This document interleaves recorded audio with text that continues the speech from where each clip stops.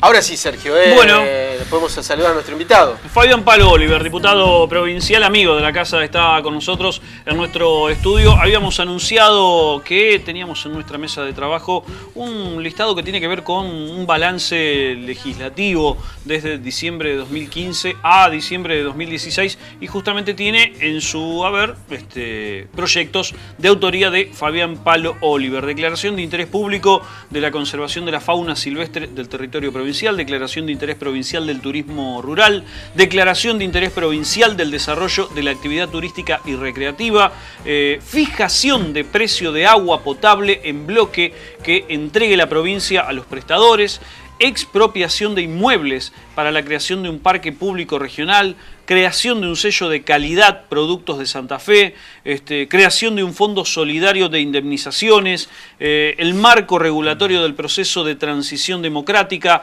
Son algunos de los proyectos, creo que no he llegado ni siquiera a la mitad de lo que es esta lista, este balance de gestión legislativa, autoría de Fabián Palo Oliver, y con quien vamos a, si se quiere, ir picando parte de estos proyectos. Y la primera pregunta, Pablo, ante todo, buenas tardes. ¿Cómo les va? ¿Cuál es el proyecto del cual te hubieses arrepentido que no salga de la Cámara de Diputados, de los que acabo de nombrar o de los que no nombré, que son algunos que han quedado afuera? Bueno, uno que no nombraste, que en realidad trabajamos mucho para lograr la media sanción, y se logró ya la media sanción, ya está en tratamiento en la Cámara de Senadores, que es la posibilidad que la provincia de Santa Fe tenga un nuevo régimen de coparticipación para municipios y comunas. Que lisa y llanamente tiene que ver con los fondos, con los bolsillos de la provincia. Sí, nosotros hicimos un estudio, son datos objetivos, son datos oficiales. Hicimos un estudio del 2001 hasta la fecha, y lo que en ese estudio pudimos demostrar es que en realidad, como pasa en la nación, el centralismo en la provincia de Santa Fe se va acentuando con el paso de los años. Se concentra mayor cantidad de recursos en la provincia en desmedro de los municipios, haciendo la salvedad de que desde que está gobernando nuestro espacio político, el Frente Progresista, del 2007 hasta la fecha, los municipios reciben el 13,43% de coparticipación, tal cual lo establece la ley. Digo esto algo que debe ser normal. O sea, no está ni por debajo ni por encima de la ley, es lo que dice la ley. Es lo que dice la ley. ¿Por qué lo aclaro? Porque en realidad en la gestión anterior a la de Hermes Wiener se llegó a coparticipar en 9,70 los municipios y comunas, por debajo de lo que establece la ley. Y que después hay otros recursos que son muy importantes para los municipios y comunas, aparte de los recursos extraordinarios que son fruto de subsidios o programas provinciales. Existe el Fondo de Obras Menores, y ahora este año aprobamos un fondo muy importante, que es el Equipar, que permite que los municipios y comunas accedan a la compra de equipamiento. El equipamiento no es mobiliario solamente, pueden ser máquinas. Máquinas, el equipamiento generalmente son bienes de capital, que son maquinarias para prestar servicios públicos. Y que significan ingresos importantes a los municipios, pero que tienen un fin determinado, de acuerdo a cada uno de estos fondos. Pero lo cierto es que los municipios no solamente necesitan mayores recursos por la aparición de nuevos servicios, producto de la modernidad, de la complejidad social. Que un municipio hace 20 años atrás instale un centro de monitoreo y cámaras de monitoreo en la vía pública. Era impensado, era una tarea de la provincia generalmente, por lo costoso, por la infraestructura. Y también porque no había la complejidad, la violencia que existe hoy. Entonces prácticamente los primeros municipios que hicieron sistema de monitoreo inclusive fueron muy discutidos. En la provincia de Santa Fe, el primer municipio que tuvo un sistema de monitoreo fue San Carlos Centro. El intendente es el actual intendente, Jorge Placenzotti. Y después, a nivel país, creo que uno de los primeros municipios fue el municipio de Tigre y Pergamino, que por algo también son los municipios que más desarrollo tienen en el sistema de monitoreo de cámaras. Claro, con mucha precisión, con mucha presencia. Pensar en equipos interdisciplinarios para abordar la problemática de la violencia de género, para abordar la problemática de los niños y jóvenes en situación de riesgo, no digo que eran impensados, pero era poco común. Hoy no solamente que los municipios están obligados a tener estos equipos, que requiere de inversión de dinero, no solamente para llevar adelante acciones, sino para conformar los equipos, los recursos humanos. No solamente que hoy es una necesidad, una demanda que hay que darle respuesta, sino que en algunos casos hasta es una obligación, porque hay una transferencia desde el Estado hacia los municipios de esa responsabilidad. Por ejemplo, con la nueva ley de niñez, los municipios tienen intervención directa ahora con los niños y jóvenes en situación de riesgo, que tienen problemas con la ley penal y demás. Es decir, no es que la provincia se desentiende, pero ya los municipios intervienen. Bueno, eso hizo que aquel concepto tradicional del municipio que hacía el ABL, el alumbrado, barrido y limpieza, haya quedado muy atrás en el tiempo, y que los municipios hoy es más integral ese servicio. Muchísimo más integral todo lo que es la prestación de servicio, y hay que ser inteligente para saber, ante todas las cosas, saber interactuar con los otros niveles del Estado, tanto con la provincia como la nación. Un ejemplo de eso es, por ejemplo, el sistema de la atención primaria de la salud. Desde los distintos centros de atención primaria se llevan adelante acciones que son propias del gobierno de la provincia, otras que son de la nación y otras que son de los municipios. Hay había una instancia en ese sentido que hace algunos años se discutía, digamos, el Estado provincial, cuando generalmente no era del mismo signo político que el municipio al que se apuntaba en la discusión, decía que el municipio se estaba metiendo o intrometiendo en un área que era de la provincia, caso educación, caso seguridad. Hoy ya esa discusión casi no existe, y es como vos decís, digamos, hay una interacción entre ambos estados y no se pierde tanto tiempo en una discusión estéril. En algunos casos existe, como bien decís vos, una interacción, un trabajo conjunto, porque bueno, hay inteligencia, porque hay capacidad, sobre todas las cosas, en inteligencia en la toma de decisión política, de entender de que hay que trabajar en forma coordinada, porque con un nivel del Estado no alcanza. Y en otros casos, porque también hay que decirlo, los otros niveles del Estado han hecho abandono. Digo, ¿abandono en qué sentido? Generalmente son ausencia de los otros niveles del Estado en la generación de políticas públicas que los tienen que llevar adelante los municipios. Vamos a poner un ejemplo concreto. En la carpeta o en la agenda pública, tanto del gobierno nacional como de los gobiernos provincial, hace mucho tiempo que dejó de existir, por ejemplo, las acciones o políticas o programas que tengan como objetivo educar y prevenir sobre los efectos que generan el consumo de estupefacientes. No existe. Hoy todo el mundo pone la energía en lo que es la lucha del narcotráfico, y bueno, pues se podrá evaluar los resultados de esa lucha, si se hace bien, si se hace mal, bueno, pero etcétera, la asistencia, etcétera. Pero lo que es dentro de lo que es la agenda pública, lo que es educar y trabajar para la prevención y hasta asistir a jóvenes con problemas de adicciones, prácticamente no está en la agenda, no hay espacio, y lo poco que se está haciendo lo hacen muchas veces los municipios y las comunas, con escasa herramienta y con pocos recursos generalmente, ¿no? Así que bueno, esa fue quizás la satisfacción, con seguridad la satisfacción más grande, es haber logrado instalar en la agenda de la legislatura la necesidad de que los municipios tengan mayores recursos. Y un dato que no es menor, es la primera vez que se genera desde el oficialismo, porque generalmente, y esto sin hacer una valoración del actual gobernador y demás, que vuelvo a repetir, no solamente que coparticipa lo que tiene que coparticipar, sino que ha generado nuevas herramientas a favor de los municipios, y de hecho las inversiones que se han hecho durante este año y las que se piensan hacer el año que viene, los beneficiarios son los municipios y comunas de la provincia de Santa Fe.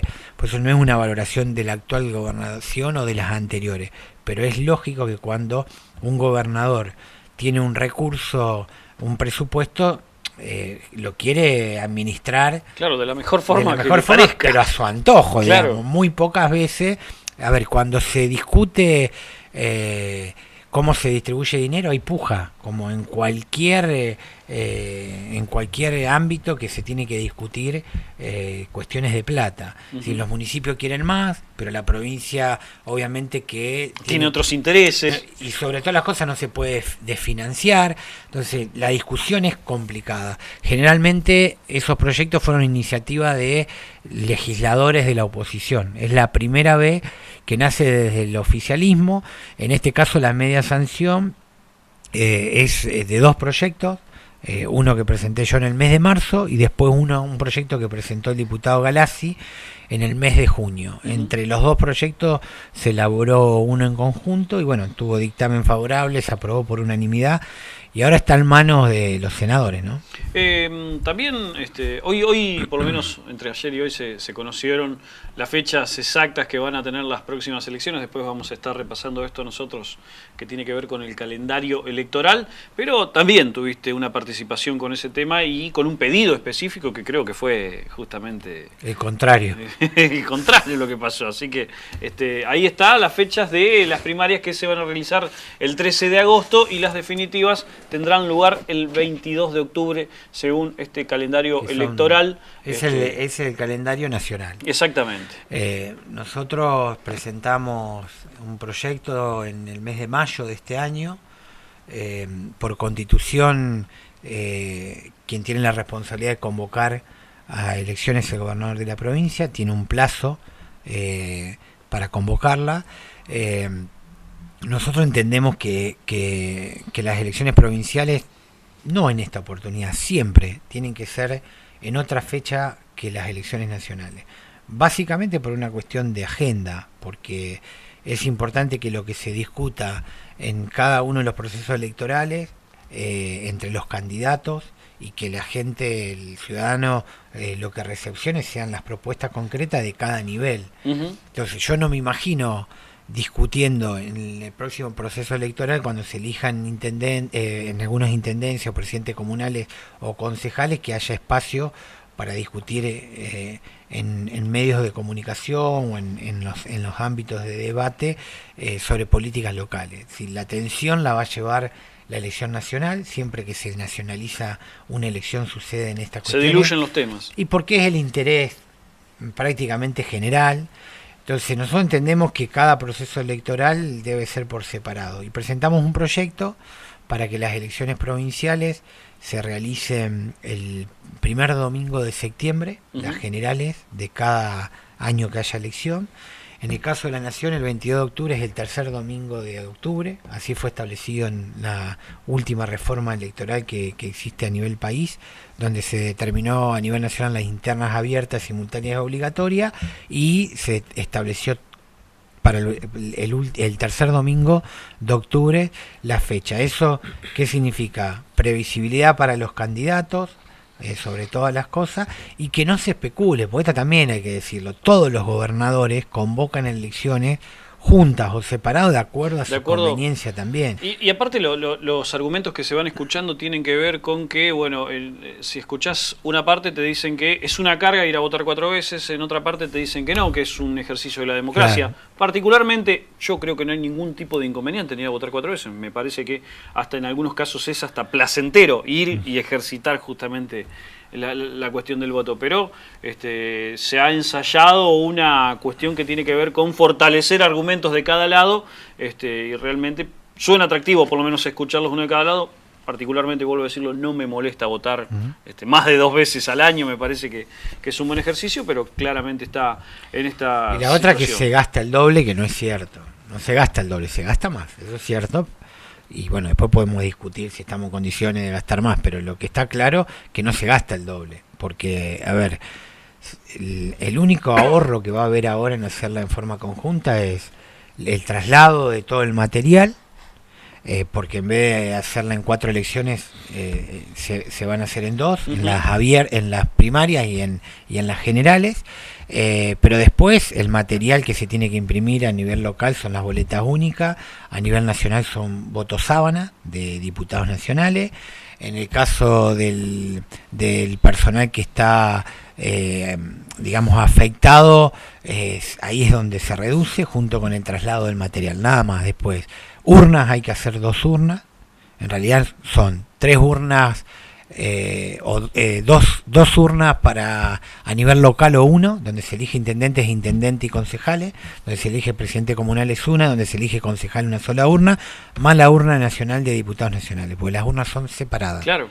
El padrón electoral, se tienen que imprimir para los cuartos oscuros 2 padrones electorales, una para las elecciones provinciales y otra para las elecciones nacionales, porque en las elecciones nacionales votan a Los partir menores de 16 años, en las provinciales no votan de 18 hacia arriba, y porque también las mesas van a ser una, pero va a tener cada uno su padrón y la urna, porque inclusive puede pasar que un ciudadano quiera votar en la elección provincial y no quiera votar en la general, no que vote en blanco, no quiere votar, no se presenta a votar Claro. a la elección nacional. Entonces, el gasto es mayor, pero no es cierto que sea el significativamente. doble. Pero bueno, en este caso el gobernador decidió hacer la conjunta, nosotros respetamos, está dentro de sus atribuciones, pero bueno, nosotros entendemos que lo mejor sería que los ciudadanos santafesinos tengamos ya fijada la fecha. Esperemos que después de este turno electoral